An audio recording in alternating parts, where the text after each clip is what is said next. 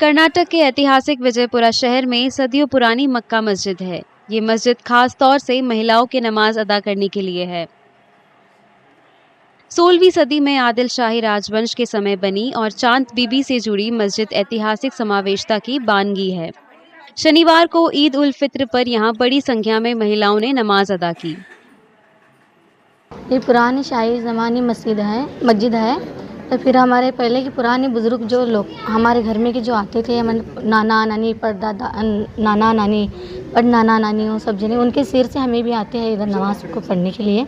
तो फिर यहाँ नमाज लेडीज़ के बारे में तो बहुत खास कर बहुत अच्छा है। तो फिर सिफ्टी है, तो फिर हम घर में भी पढ़ना बोले तो यहाँ भी अल्लाह की इबादत भी करना पड़ता है आपको। तो फिर मस्जिद में यहाँ नमाज पढ़े तो बहुत सुकून मिलता है। आदिल शाही के ज़माने से इधर तामीर की गई है।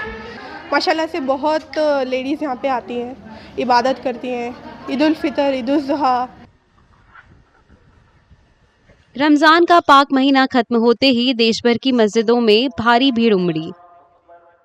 लोगों ने ईद उल फित्र के मौके पर पूरी आस्था के साथ नमाज अदा की और एक दूसरे को गले लगाकर मुबारकबाद दिया।